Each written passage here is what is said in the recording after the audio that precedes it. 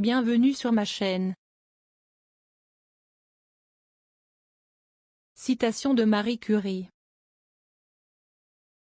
Marie Curie, biographie. Maria Sklodowska-Curie née à Varsovie le 7 novembre 1867. Brillante élève, elle part en 1891 pour Paris, où elle a été acceptée pour y suivre des études en sciences physiques et en mathématiques à la Sorbonne. En 1894, elle rencontre Pierre Curie, qu'elle épouse en juillet 1895. L'année suivante, elle est reçue première à l'agrégation de physique.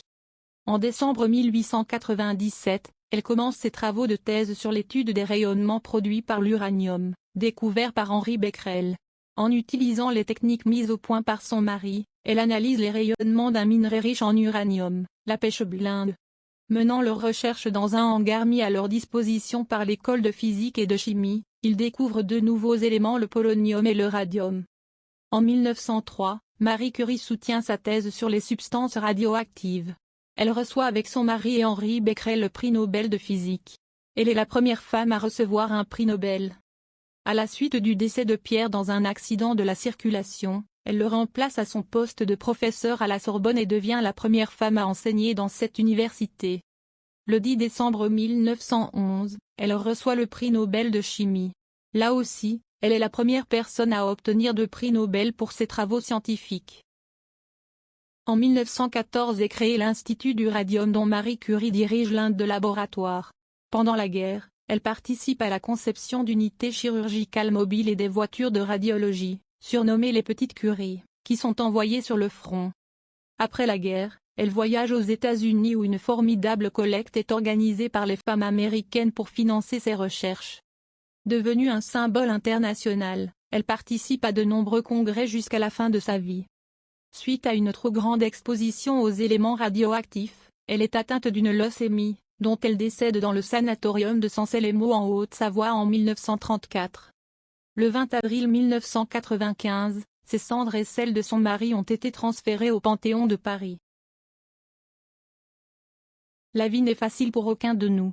Mais quoi, il faut avoir de la persévérance, et surtout de la confiance en soi. Il faut croire que l'on est doué pour quelque chose, et que, cette chose, il faut l'atteindre coûte que coûte.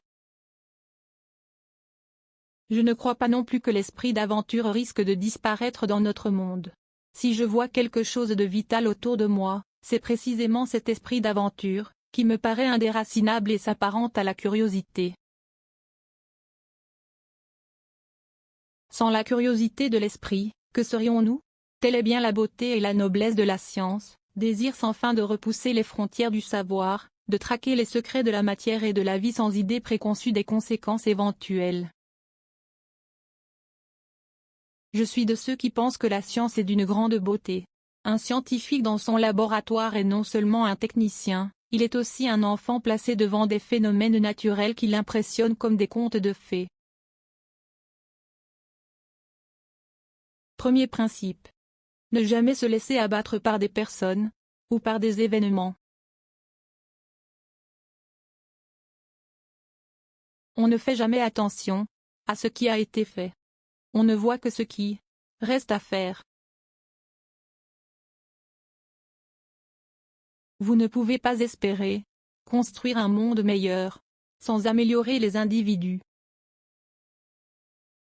J'ai souvent été interrogée, surtout par des femmes, sur la façon dont je pouvais concilier vie familiale et carrière scientifique. Eh bien, ça n'a pas été facile. Nous devons avoir de la persévérance et, surtout de la confiance en nous-mêmes. J'ai appris que la voie du progrès n'était ni rapide, ni facile. Il faut faire de la vie un rêve, et d'un rêve une réalité.